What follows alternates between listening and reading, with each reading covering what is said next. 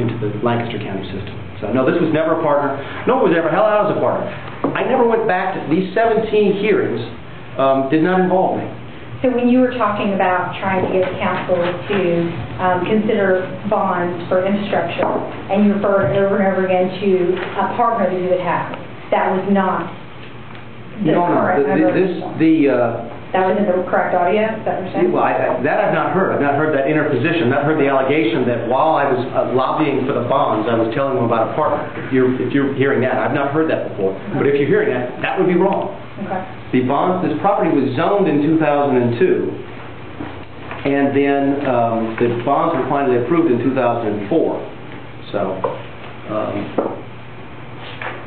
I think I heard the same thing, but there's one, I think the right quote is, "You'll meet those people later." I'm not prepared to... And they met everybody.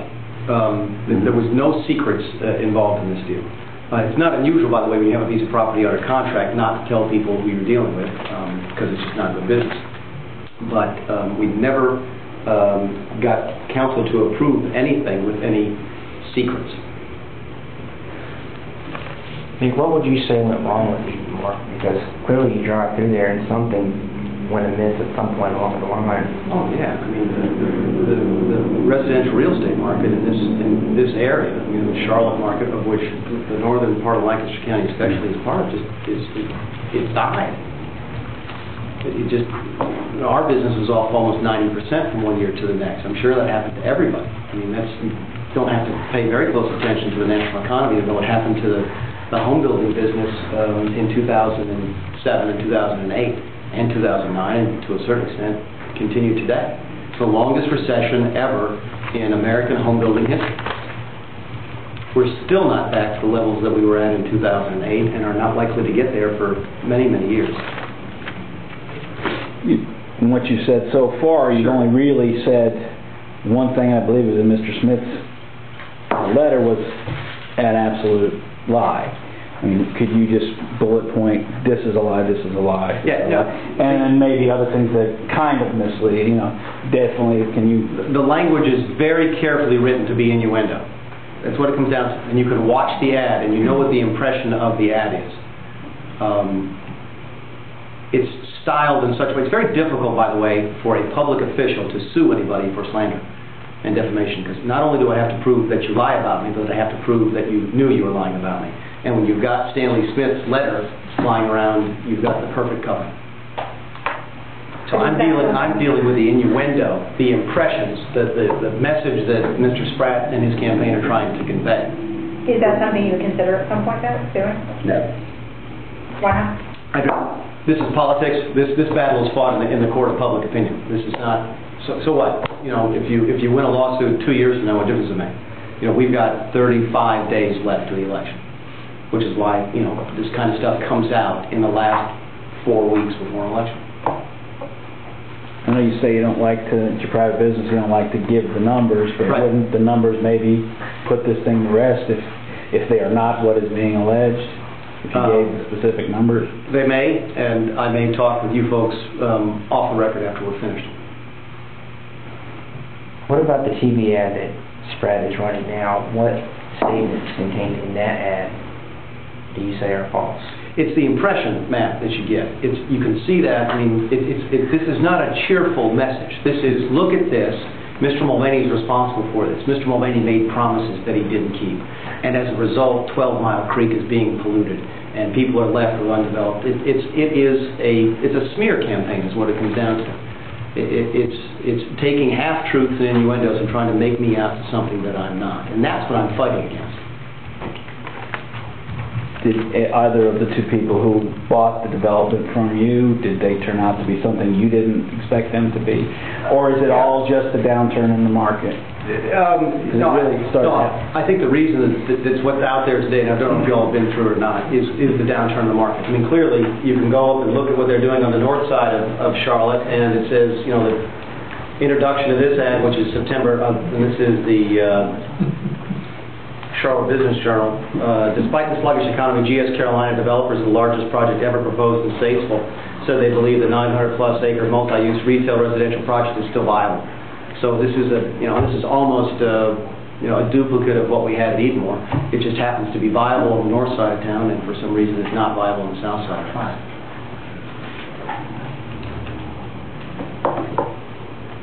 And they closed on the land there according to this. And I think this deal was announced about the same time. When's the last time, even though, if it's after you sold? Or you did nothing after you sold it, or did you ever appear for these people? No, I don't think I ever appeared for them. I don't remember ever going down. I remember talking to Tom, because Tom and I had gotten to be friends, and we had talked about, when Tom and I had talked, Tom wanted me to stay involved because of my relationships with county council, and we were also in the development business. And he had offered me at that time the chance to bid on that work. For whatever reason, that never happened. I called him every couple of months, asked him how county council was doing, did he need any help? He says, no, I got a good relationship down there. I'd ask him if he was ready to bid out the work for the grading, and he said no. Then the next thing I know is the land is being cleared by somebody else. Maybe before it got attached to you wrongly, right. But when it started becoming a sour thing, not just on hold and taking a while, did you ever make contact to see, what was wrong at that point and what you could do? I haven't talked to Tom in probably several years. I didn't know that the deal was, we were actually kind of excited with the progress that was being made because it was going exactly as it was supposed to. One of the beauties of a special assessment district versus, say, an impact fee is that the public improvements going first. If that had been done with impact fees, they would have had to save up enough money in order to build the EMS station. Because they were allowed to bond under the special assessment district structure, the EMS station, the soccer fields, the cabana, the baseball fields were all in before the first house was built. So from the outside, it looked like it was doing extraordinarily well for a long period of time. There was a great deal of activity on the site. The bridge, when it was built, was beautiful. The cabana was great. They even bought the soccer nets were out there. The baseball fields were 90% finished. I mean, it looked great while it was going on. And then the market just tanked. Can I ask the councilman a question? Hey, for clarification's sake, though, Nick, real quick, the $30 million bonds, the ad references were never issued. 30 billion bonds now were never issued. Okay, Lawson's Ben got a new ordinance for new bonds. Those bonds were issued, but had nothing to do with Mulvaney or anybody. Yep. It was all Lawson's Ben. Those bonds were sold on May 15th, 2006. Correct. Bank of America, sold to Bank of America Securities, LLC as underwriter, closed 6/15/2006. They had 60 million approved. It looks like they sold it in pieces, and they had about 35, 36 million actually sold. So if any ground moving or development was done over there and there was any problems at 12 Mile Creek, did you have anything to do with that? Absolutely not. Because you had already sold it, right? That's correct. All right, you had other questions. So I mean, So, Councilman, are the residents out there are they still paying this special assessment? Oh, yeah. So, 50 homes paying for a soccer field and an EMS station and a... Oh no, the big losers here are the folks who live there. There's no question. There's no question. These folks are paying a terrible price for this downturn. But again, it's regulatory gridlock that's preventing this from following its natural course. This property should have been foreclosed on 2 years ago, probably, and then sold to a new developer who starts paying the assessments again. Mr. Carter, when Mick came and talked to you guys about the development and about whether it was a partner or turning it over to someone else, did you guys feel like Mick was still going to be involved in the property? No, he made that clear to start with.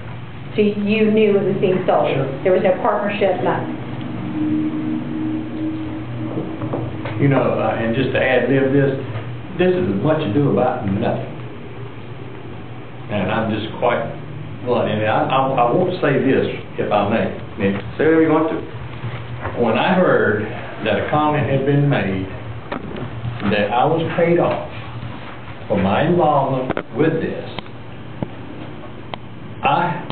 Mick's been a friend of mine for a long time. John has been a friend of mine for a long time. I think the world of both of them.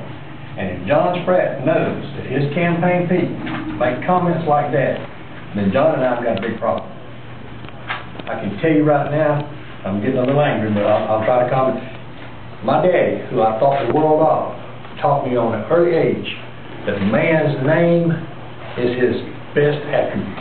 And you don't jeopardize it for anybody or anything. And I've stuck to that.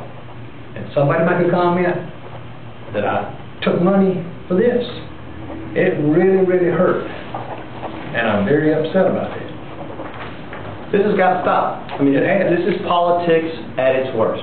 I mean, this is what everybody says they don't like about American politics. And it's real. It hurts real people. I'm used to it. I mean, I expect for people to say half-truths about me. It's what you sign up for when you get in this business. But this one's gone too far. This is just wrong. Rudy, when you said that this is much ado about nothing, what do you mean by that? Okay, then why don't we have the same thing going about Edgewater? Why don't we have the same thing going about Sun City? Same thing. Sun City doesn't have a giant hole in the ground. No, but Sun City's got assessment bonds. But do you think had Sun City fallen apart instead of thrived like it did, do you not think that the owner of that property would have been responsible? Whoever borrowed the money Right. is responsible. Would you blame the people who originally owned the piece of property? Would you blame? I think it was the Bowers family that sold it to that developer. If the Bowers family sold to the developer of Sun City and Sun City went broke, would you be blaming the Bowers family? The question is absolutely not. This is the same thing as selling your house to somebody. Okay? And when you buy your house, you make a promise, and you promise to live by the restrictive covenants. That's implied, right? And when you sell it to the next person, if they don't follow the restrictive covenants, have you broken your promise? No. The person who owns the house, who has failed to deliver on their promise, has broken their promises. That's what's absurd about this. It's a piece of property that we had nothing to do with after May 5th of 2005, that you're seeing ads run about things that happened long after that, trying to attribute it to the company that I used to work for. All right, you said you had to go in 20 minutes. You said you were on deadlines. Anybody got anything else?